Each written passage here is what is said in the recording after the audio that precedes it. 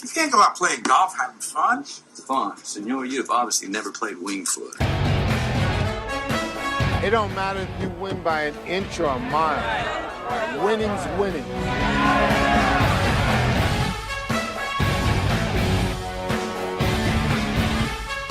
You've got to be kidding me, Vegas. Monday night. There's my picks for this week. Now, if you want next week's picks, I can give you those by Friday. What's going on, everybody? Welcome to Week 5 of the Wingfoot Locks. As always, Joe Messeri and Greg Hoyle here with you. Coming off what was a very exciting week in the NFL. Eye-popping totals in the first half at the 1 o'clock games, Greg. We talked about this last week, man. Lots of points being scored, especially over there in Dallas. Couldn't complete the comeback last week. What are you making of the season so far, buddy? Well, I'm glad I didn't, blindly after I texted you. So what did we come up with? 6-1-1 on the overs after the 1 o'clocks, and then you just dropped some knowledge on me that then it went 1-5-1. 1-5-1, yeah, and then in the late games and Monday Night Football combined. Yeah, lucky I didn't take that information I sent your way and jump on board with it, because that would have been. That would have been devastating, but at least you would have went, 6-1-1 before you gave all the money back. But it just goes to show that things tend to level themselves out, right? Yeah. Speaking of, though, this week we got another set of high totals on there. Average number, I believe, is around 51.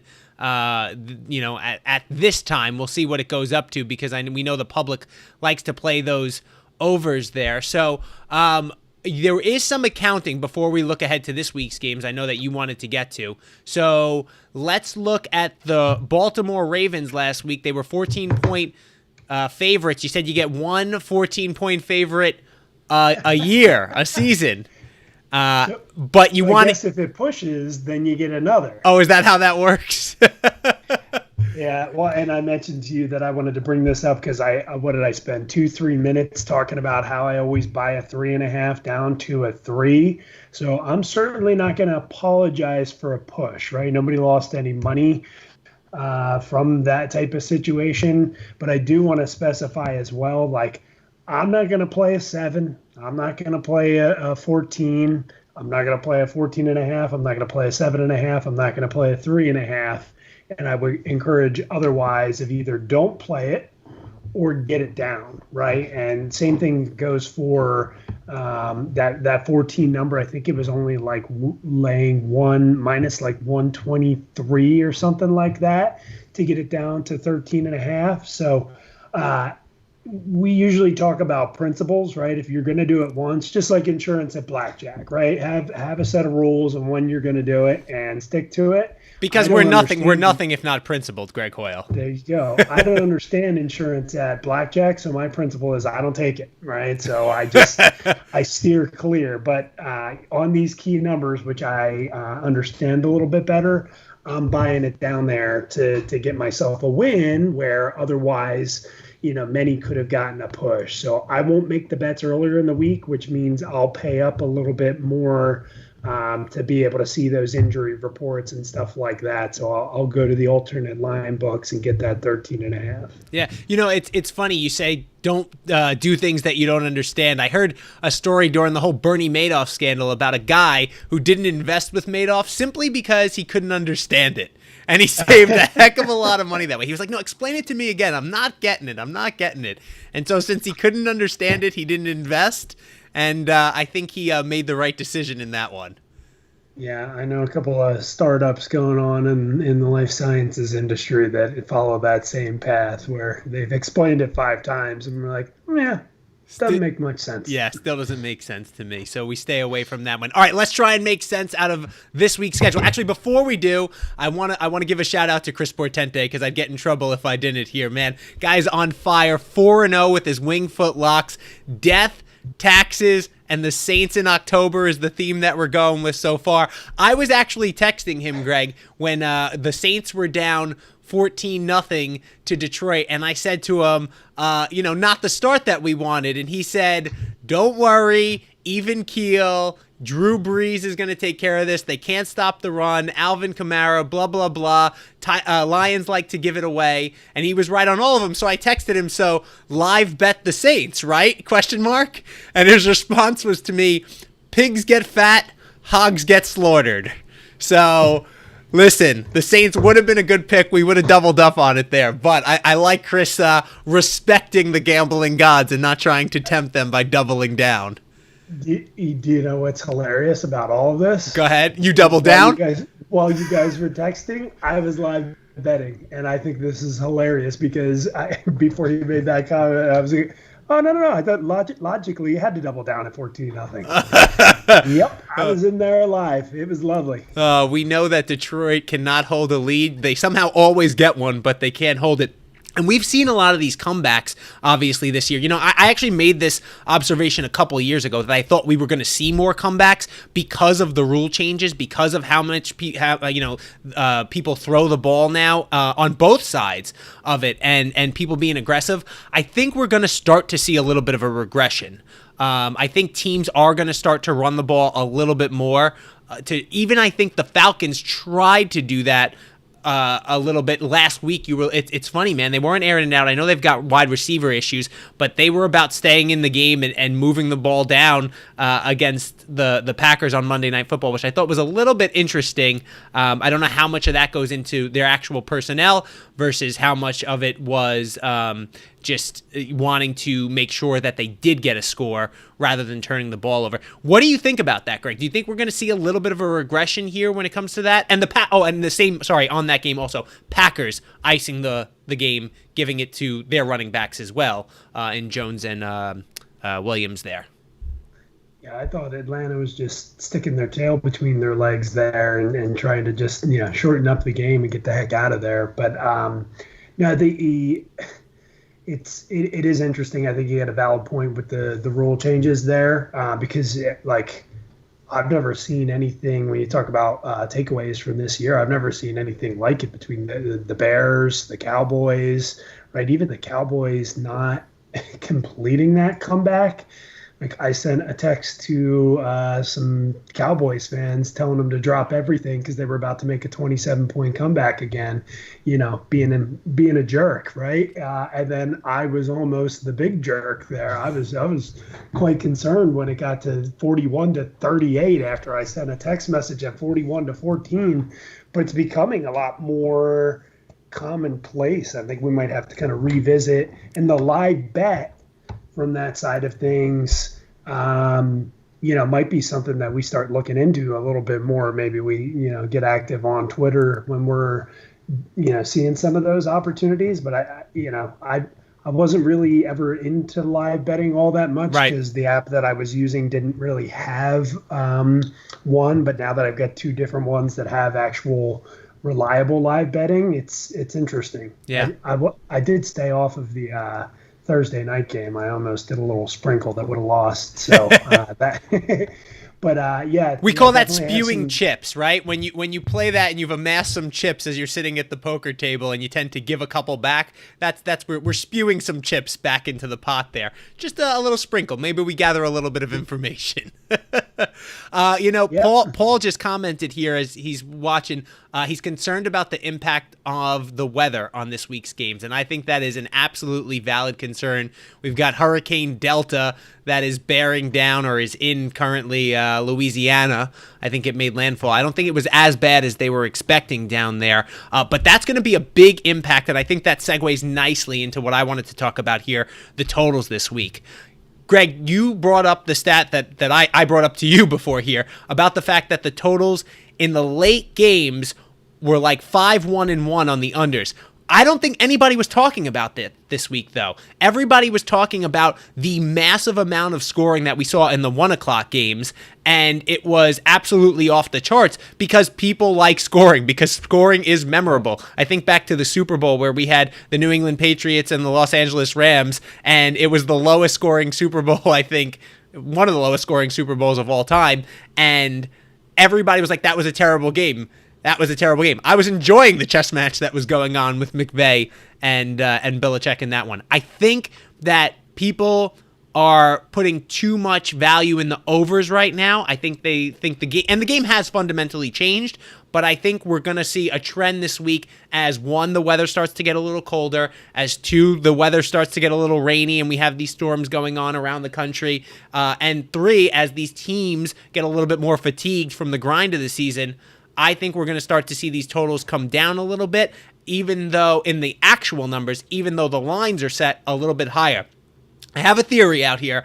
I'm thinking about right now playing all of the unders blind this week. What do you think about that, Greg? Bold strategy, Joe. I think we need to pick and choose and do our weather reports on it, because I think you could make some assumptions here that I'm looking at some Delta trackers right now, and I'm seeing kind of its path on where it's going to take.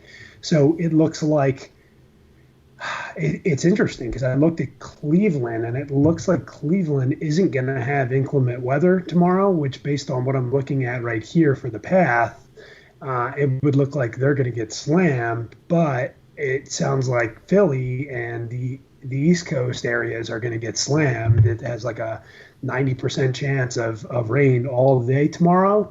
So I really think guessing at this is one thing, right? Versus letting the storm take its path, get your updates at like 9-10 o'clock tonight, and then see where's really going to be affected and try and get it before that number starts going down 2 and 3 points.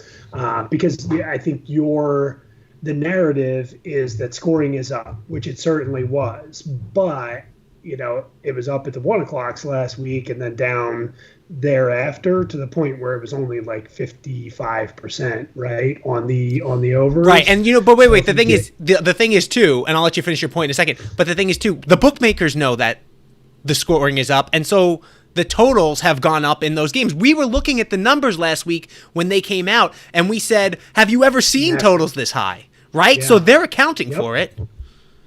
Yep. Yeah, well, and you want to be right as to when things are going to kind of normalize a little, right? Because I don't see this happening, right? And I don't think we're entering into an era where it's going to be like the new point spreads are going to be 56 through 59, right? Like that's some wild stuff. That's some big 12 numbers, right? Right. So where are they going to settle down is the question, and are we going to find it there? I mean, look, I think we're seeing it, right? Maybe if the totals were between 42 and 45, now we're seeing them between 47 and 50. And then you see the aberrations. Actually, I think on Monday Night Football, it was, and there were 2 Monday Night Football games, so the Packers and the Falcons, it was 56.5 was the number on that one. I mean, look, eventually there's just not enough time in a game to score that many points if you're going to run the ball at all. So definitely something to pay attention to. All right, I'm going to open, because we're talking so much about totals, I'll start for this week's game with one of the totals that I like. Actually, and we'll go back to back, because I think we both like each other's totals in this here. Yeah. I'm ready for that. All right, so I will start. This week, the Washington football team is playing host to the Los Angeles Rams. Right now, I've got the total at 46. I like the under in this one a lot. Right now, Washington is making a quarterback change. They're moving away from Haskins, and they're going to Kyle Allen. Kyle Allen, we saw that he got off to a hot start with the Carolina Panthers. Everybody was talking about him being a hot free agent, and then he faded down the stretch last season with Carolina. His backup this week is Alex Smith. Haskins not even in the mix, which I think is kind of interesting. And, I mean, I don't think there's a better story than Alex Smith if he does get to return to the field this season, man. I'm rooting for that guy, because that was like a Joe Theismann-esque hit when he got his leg collapsed there. And he seems like he's all the way back. But the Washington, we know, has a solid defense, right? They have kept them in ball games this season, and I think with a little bit of a quarterback change, maybe you get a little bit of momentum there. The team stepping up their effort to try and show that, hey, this was, we can still win some games here. I like Rivera. I think he's a little bit of a gambler. Maybe he goes for a couple extra possessions, a fourth down here or there that ends up extending a drive. The other thing is, we talked about the Los Angeles Rams last week. They have had the most brutal travel schedule that I have seen in a long time. They went from, all right, let's go back here, Greg. They went from Philly back to L.A., right, for the week. Yep. Then they went to Buffalo. Then they went back to L.A. the next week. They played the Giants, and now they're coming back to the East Coast this week to play Washington. That's crazy. That is an absolute nightmare of scheduling for this team, and they have managed to overcome it. Chris has the Wingfoot Lock of the Week this week on this game. I don't know that I love that pick, but I think that the defense is going to be able to keep them in it. We've seen that this defense is playing really solid this season, and outside of Aaron Donald, I don't think they have a ton of names. Oh, and of course, Jalen Ramsey there at cornerback. They don't have a ton of names, though, outside of those two guys, but as a unit, they've played really well. Everybody's talking about the offense and the struggles they've had outside of that one quarter against Buffalo where they were able to come back. But let's not forget, they held the Cowboys to 17 points on the defensive side of the ball. I think this is a defensively led team in the Rams, despite the fact that I think their perception is that they're an offensive team.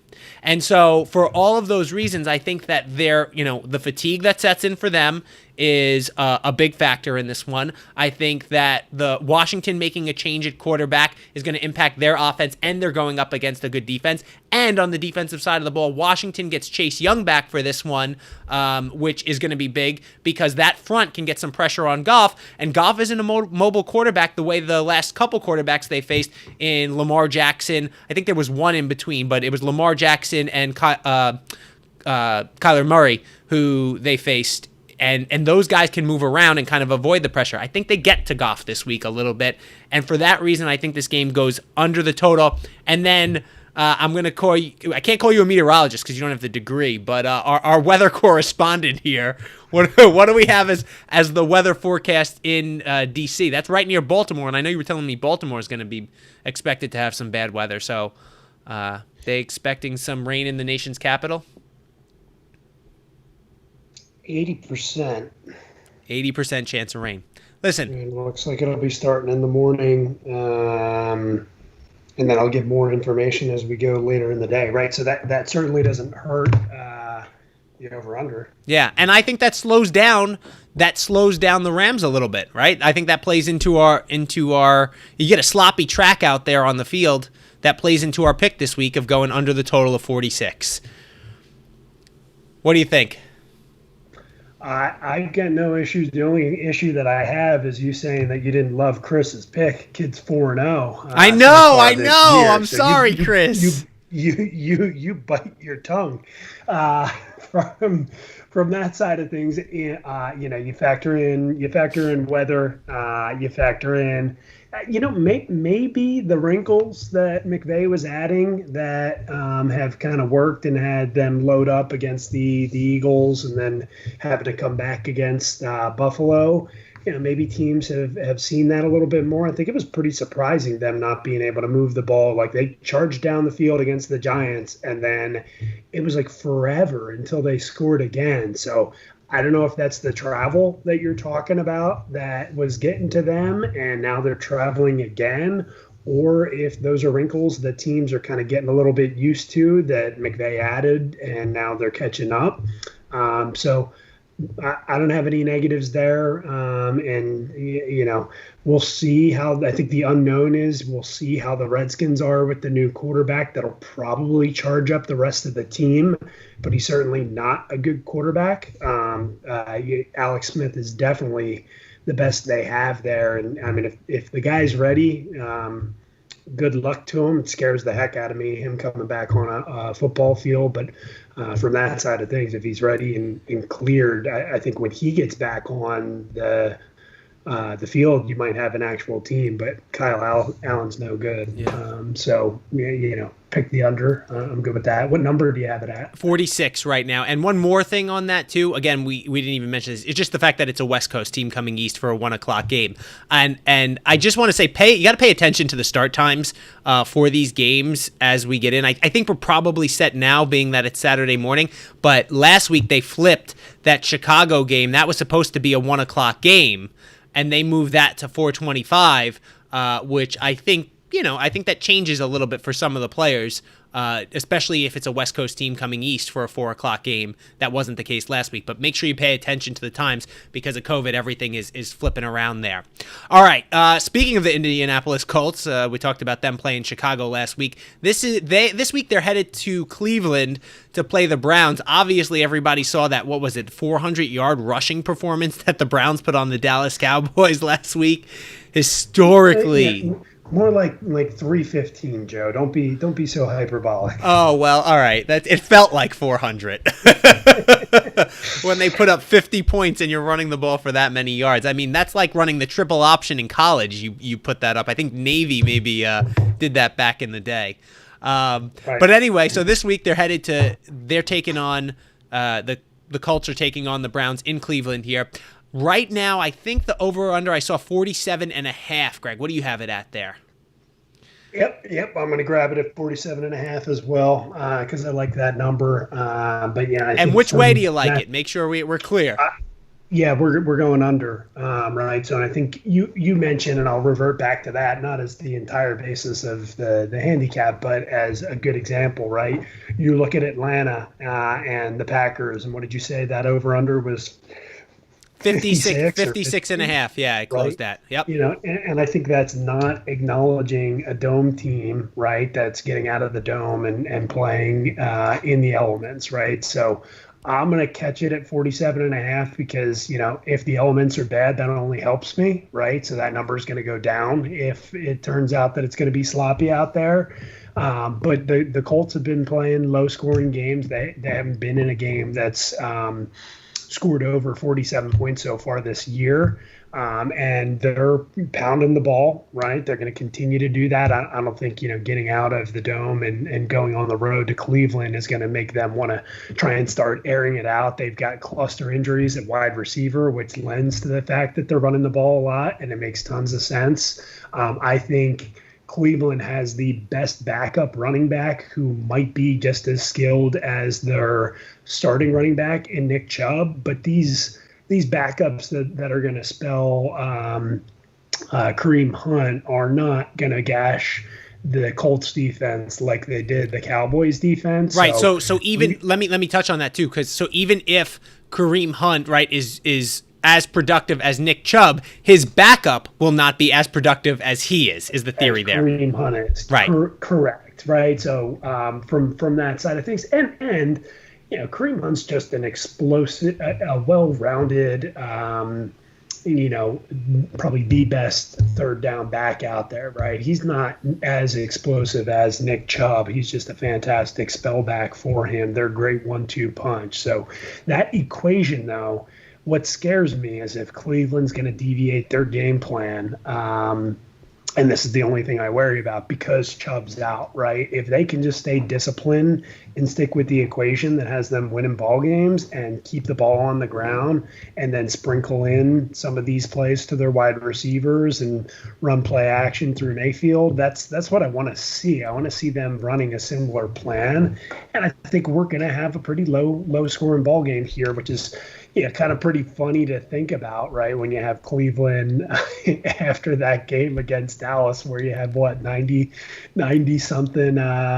You can't get less comfortable than this, right? Cleveland's coming off a game where they just scored 90 points. Right now, you're betting on the well, they scored 49. They scored 49. Right. Let's not be hyperbolic, Greg.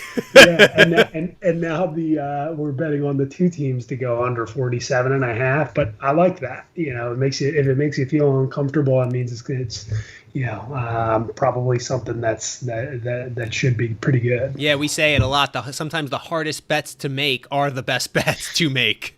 It's definitely true in a lot of cases, especially when it comes to the NFL. But I think I want to point out one thing here, right? So obviously they're going from facing the Dallas Cowboys defense, which may be historically bad, and then they're facing the Indianapolis Colts defense, which at least statistically for their start is off to a historically good start with what they've been able to limit their opponents to. Now, look, I'm not sold on the Indianapolis Colts being as good as they are on paper right now. was part of my reason for liking Chicago against them because of their the opponents that they had played to this point in the season. Phillip Rivers, outside of that first game, still hasn't made any major mistakes, any turnovers that have really cost them, and I think that is big because he's been known to do that in years past. I mean, last year he was right up there. He didn't get nearly as much of the conversation because Jameis Winston was throwing 30 interceptions, but he was turning the ball over a ton last season over there in San Diego. But they have a really good defense this year, and it's definitely much better than the Dallas Cowboys defense. The one thing I will point out, I believe Darius Leonard, their middle linebacker, is out for this one. They're also missing a Pro Bowl offensive lineman for this one. I like the fact that they're missing the Pro Bowl offensive lineman because I think that lends it to Myles Garrett and that defensive line getting a little bit more pressure on Rivers, and I think it takes away from their running game a little bit. I don't like Leonard missing, but I think they have enough talent around him, and that's outside of Leonard, he's the biggest I think star on that team. On the defensive side of the ball, I think they're just a solid group of guys who you better start learning their names because they are really performing. They got a couple really solid corners out there too. The other thing that you touched on was, are the Cleveland Browns going to deviate from the game plan, right? We know about the talent that they have on the offensive side of the ball, especially at the wide receiver position in Jarvis Landry and Odell Beckham Jr. There's two things on this. One, their head coach, Stefanski, is one of the biggest proponents of running the ball. When he was with Minnesota, he ran the ball at a higher rate. Minnesota ran the ball at a higher rate than any other team in the league. He stuck to that so far this season with the Browns, and I think that will continue this week because he believes that's just his philosophy, right? You're nothing if not principled, Greg. So I think he sticks to those principles this week. Go ahead. Well, I was going to say, we'll see how disciplined he is. I know. Right? I think that we're betting on it, so let's go. Right, and the other thing is that if you notice, they got the ball to Odell Beckham Jr. on a couple reverses or end arounds last week, which is, they're committed to the run. They know he's a playmaker. Let's get the ball in his hands. But that just tells me also, too, that they don't have a ton of confidence in Baker Mayfield, right? They are protecting Baker Mayfield in any way that they can. Their offensive line is quietly played. Well, maybe not quietly because of the offense, the rushing output they put on the Cowboys. But their offensive line has been very good this season. They're not throwing the ball a ton, which protects Baker Mayfield. And so far, since they're winning, I guess the wide receivers, we haven't seen any drama from Landry or Beckham because they're finding ways to get the ball in their hands. So under 47.5 is the play in this one. I like it as well. Again, I'm talking about possibly betting unders blind. So if I find maybe 5 to 7 of them, maybe we'll just do a select 5 to 7 of them to go with there. Let's move on to games where we actually like teams in this one. So this week, last week, the Better Beware game of the week was the Miami Dolphins as they were hosting the Seattle Seahawks. So we were saying, watch out for the Seahawks. That was a heck of a game, man. When you look at that, they were in it the whole way. The fact that they covered, I think, look, if you went with the Seahawks, more power to you. With a Better Beware game of the week, we tell you, we might just want to stay away, not necessarily endorsing the other side of the coin on that one, but you were probably pretty stressed out if you went with the Seattle Seahawks in that one. This week, Seattle returns home. They're facing the Minnesota Vikings, who are coming off their win against the Houston Texans.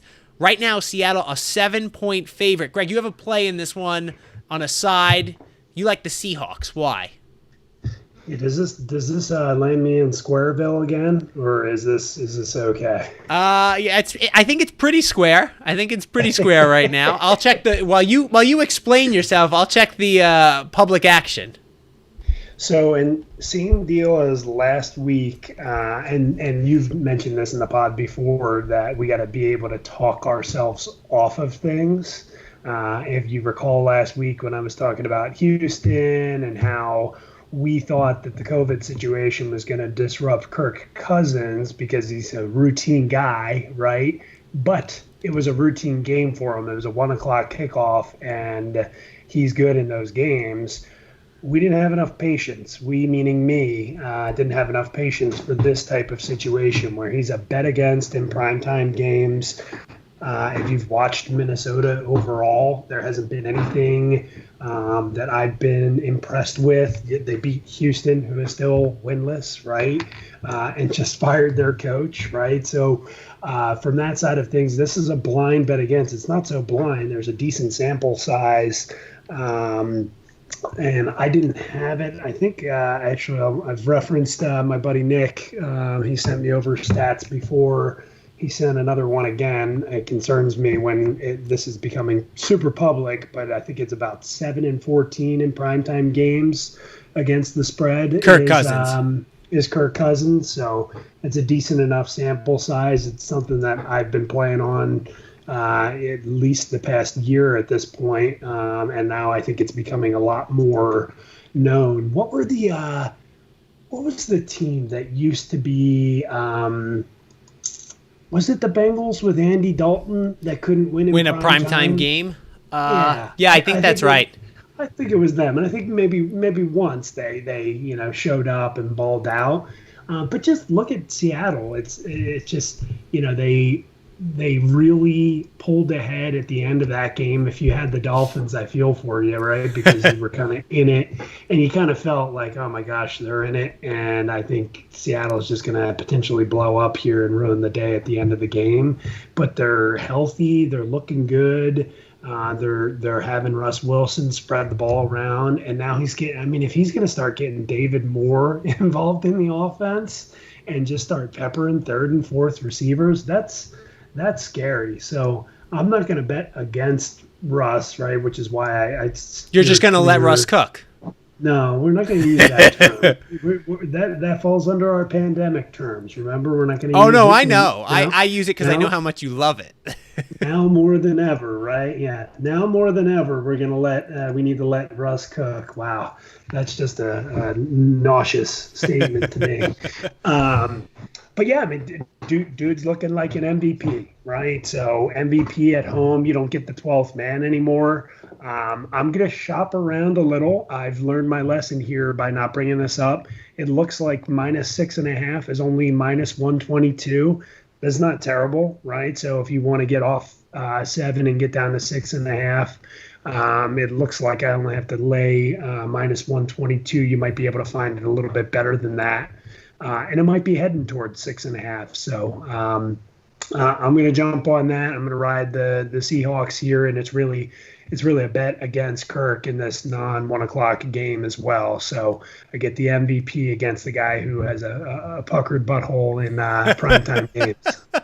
All right, I'm going to ask you though, right? Because in the interest of making sure we think these through, Minnesota has looked good as of late, right? They were very competitive and came down to a field goal against Tennessee at home, and then they go on the road and they beat Houston in Houston despite the COVID-19 concerns and the disruption to the schedule.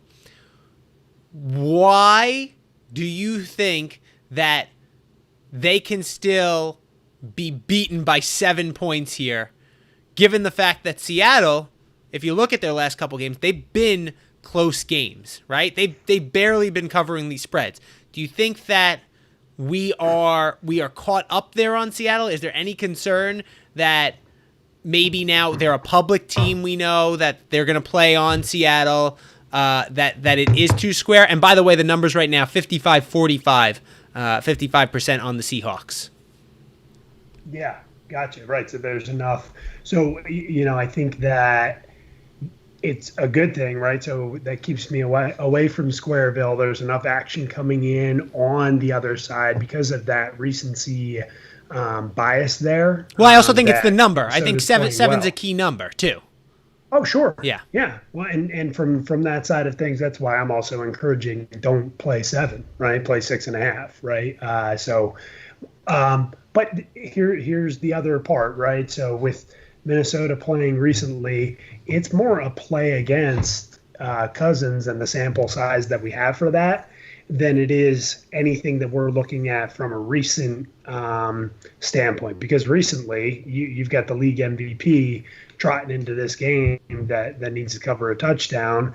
And really, Kirk hasn't looked terrible the last couple of weeks in the Tennessee game.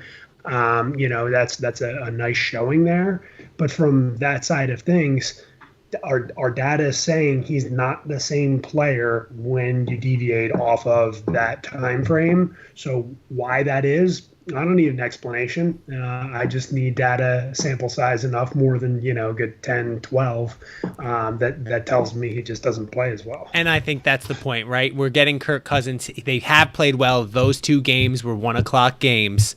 This is not a 1:00 game, and I think that is the biggest difference that we're going to see here. Look, a lot of travel for Seattle, again, and we travel something we've been talking about this week. But I think what we're doing, this is more a play. This is as much a play against Kirk Cousins and the Vikings in prime time off that 1:00 as it is on Seattle. So, in just a reference too, it's been a while, and I haven't even really started. I don't think I've had too many opportunities so far this year. But it's similar that I won't play on Roethlisberger on the road, right? So it's another one of those types of samples. And if it weren't October, I wouldn't be playing Drew Brees on the road either. So I still subscribe to those. There's enough sample size that shows their. And it's not whatever it is for Ben. I don't know what the heck it is, because he's coming from the outdoor. I think, for Drew, even, coming from a dome, even when he plays in another dome, he doesn't tend to do all that great. But I looked past that last week because we got the red hot stats there that have absolutely no logic behind them. So let's go. We're going to ride it again. So let's go to the game then. Obviously, we're talking about the Saints this week. Monday Night Football. They are playing host to the Chargers, who almost screwed you last week, Greg. Those Chargers were trying. Speaking of sweating and puckered buttholes. Spunky. Man. How about that call? What is it, 19 seconds left, and you get the ball in your own 5-yard line, up 17, going into the half, the Chargers, and they run the ball and fumble with a rookie running back? Like, you can't make that kind of stuff up. And that's, basically I was pretty down in the dump. And the second that happens, you get the little pitter patter and you get the little heartbeat, and the whole Tampa Bay team gets that pitter patter. It was lovely. But yeah, they look spunky. They hit you with the defibrillator there. You got a little life back and you brought the heartbeat back. Yeah, so, buddy. That being said, though, throw all that out the window, and you're going with the Saints minus, I believe you said, I wish we had it on tape. I think it was no matter what the number, at any number. So I say that, but not strongly, in as much that I'm tacking them in a tease. That's going to be the way that I play through them, and I'm going to get it down to 2.5 and tie in with another game. But why not? The Saints are playing well. They're going to be at home. They're going up against a rookie quarterback who's looked well.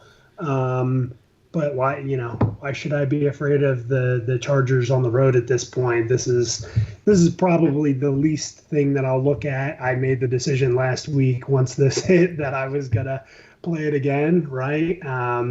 I do know if Michael Thomas is coming back, by the way. This is a moot point. Listen, we thought he was coming back. We thought he was coming back last week.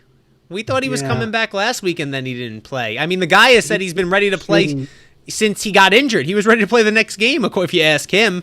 They got the bye next week. He shouldn't. They should keep him on the shelf. So does that change things for you? No, because it's October. They're skills players. It's October. It's Death, taxes, and the Saints in October on this podcast here. I got to ask you though. You said, because I can't let you get away with this, you said you're going to take them in a tease. And obviously right now I see it at Saints minus 8, 8.5, depending on where you're looking there. So that's a good number to tease. You get through 7, you get through 3, obviously. But I'm not letting you just say I'm going to take them with something else. You got to give us the second half of your tease. Yeah, we're going Cardinals. Yeah, okay. So I know Dragon had the tease from last week, because I got a text immediately after those games were final, and he said that Jacksonville and Tampa did not make that tease easy. And, you know, as long as it's exhilarating, as long as it wins, we're going to go with the Cardinals. We're going to bet against the Jets and Joe Flacco. That's kind of funny. So Flacco, a terrible offensive line, an immobile quarterback. I'm thinking about the last 3 Jets games. Yep. And I'm thinking about every single one of the touchdowns that I remember. There was like magic smoke in the air because Darnold had to do like 3 spin moves, put his hand on the ground to keep himself from falling, and then toss the ball to Berrios, who appears out of nowhere, who trots him for a touchdown, and that's the only way they score a freaking point. And now you're going to have immobile Joe Flacco trot out there behind that offensive line.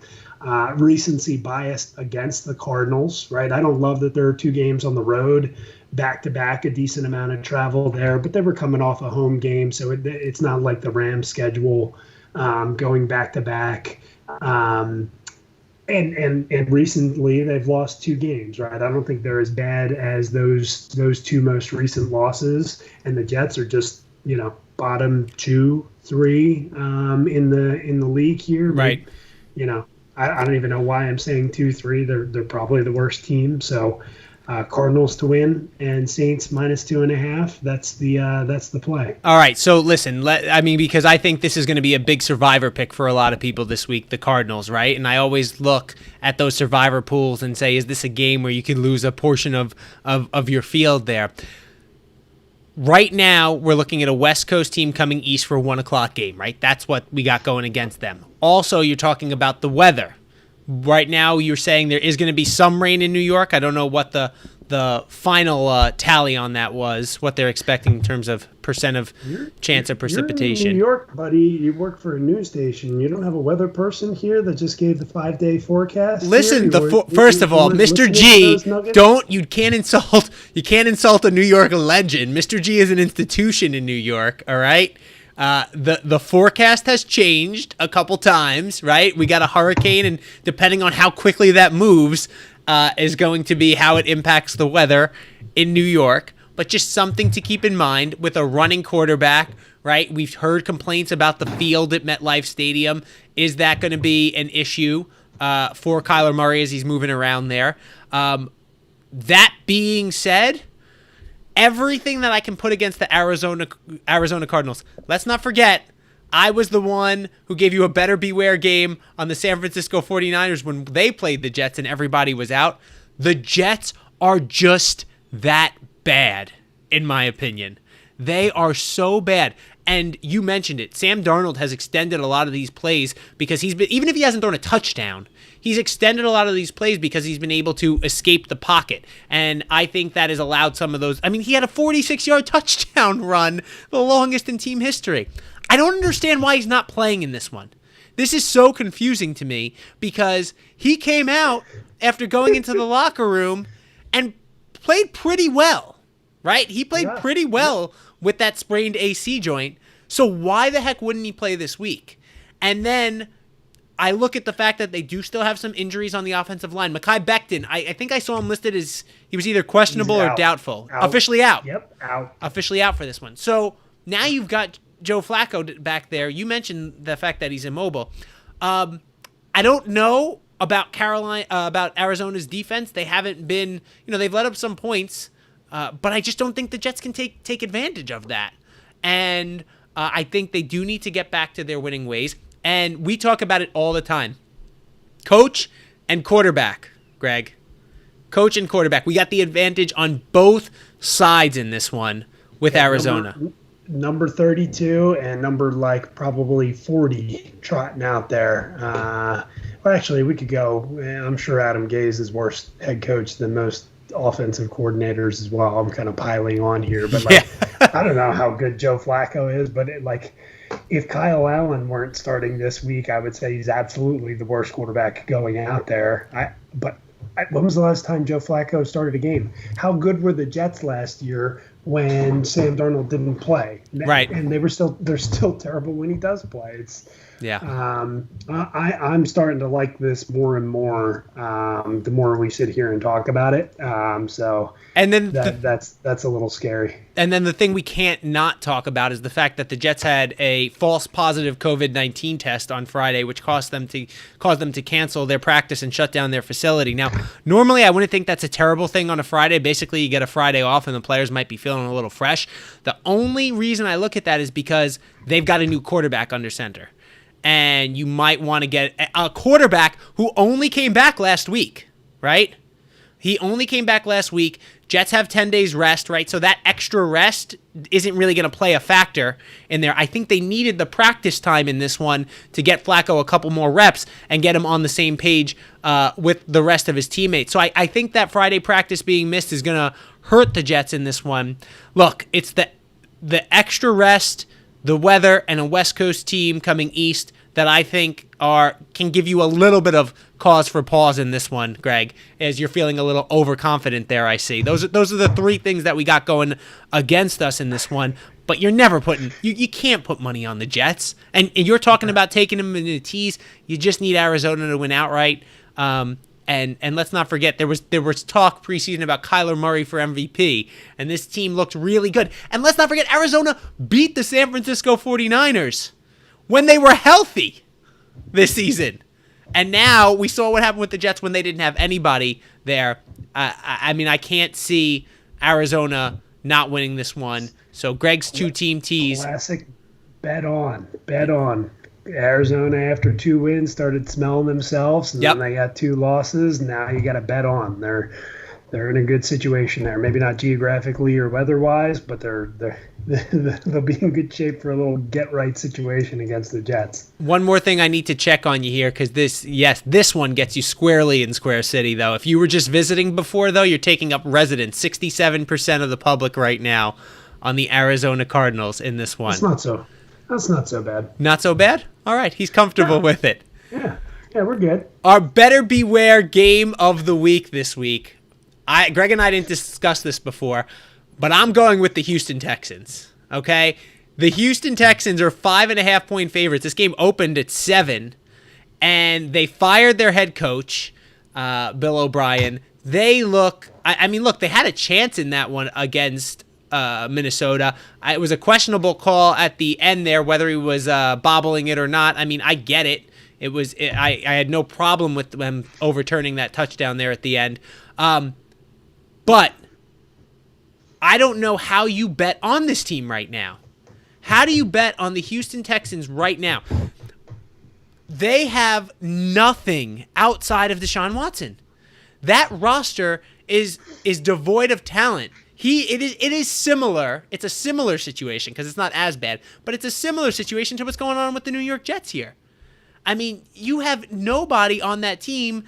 Their defense is abysmal. They were talking about bringing in Earl Thomas. I think they just signed a deal with Prince Amukamara to bring him in as one of their starting cornerbacks. If you're bringing Prince Amukamara in off the street to be your cornerback, like, how bad is that secondary? And say what you want, I think Gardner Minshew has been okay for them. I think that this is a division game, and it's just way too many points. Way too many points right now for a team that is in absolute shambles. If you're going to go with the favorite in this one, know that you have our warning. Better beware. The other thing I want to talk about is Bill O'Brien. Bill O'Brien, I've heard a lot of things about him being a good coach. Go ahead, Greg, because you and I think we agree on this one. Bye-bye? Are you saying bye-bye? Yeah, I mean, go back to college. Just don't even get me started on he's trading for he was accumulating running backs. They traded a 3rd-round pick for Duke Johnson. Like, a 3rd-round pick is a starter on your team when you have no offensive line to speak of, and you're trading for Duke Johnson, and then the next year you trade your best player, maybe second best player. Deshaun's pretty good.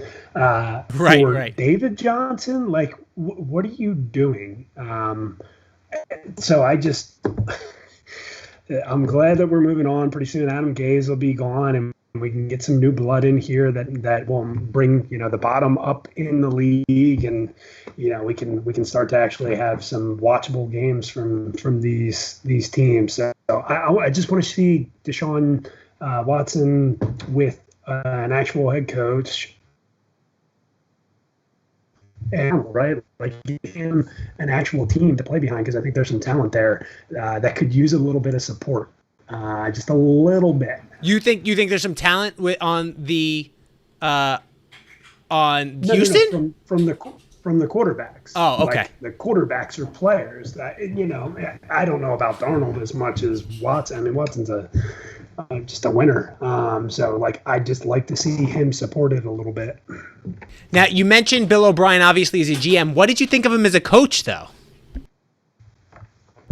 I mean, I don't think of him as negatively as everyone else, because it trot some teams into the playoffs, but nothing special, right? And I was a little surprised he got fired that quickly, but certainly nothing special. I didn't think he was the worst in the league, but I didn't like him very much.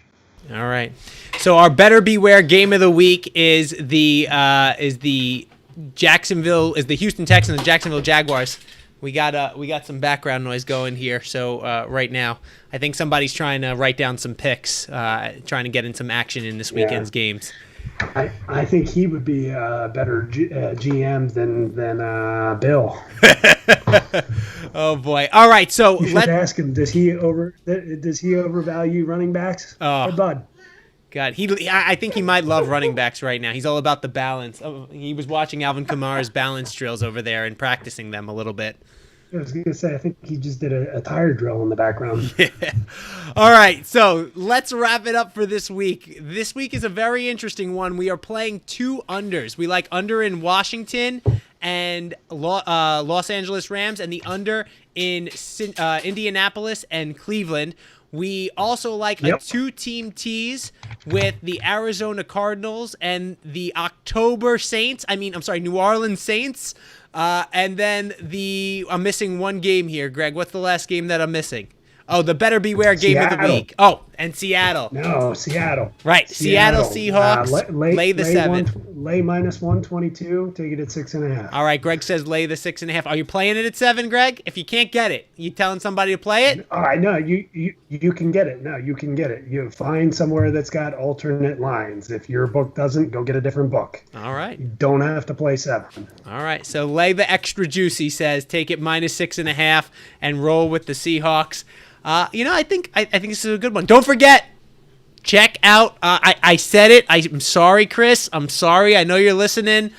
I said I was a little nervous about your pick this week, but check it out. He is 4-0. Who am I to pick against somebody who's perfect on the season?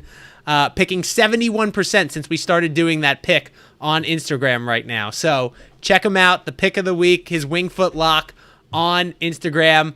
For Greg Hoyle, I'm Joe Masiri, and my son Max hanging out in the background. Thanks for watching this episode of the Wingfoot Locks, everybody. Remember, it's not whether you win or lose, it's whether or not you cover the spread.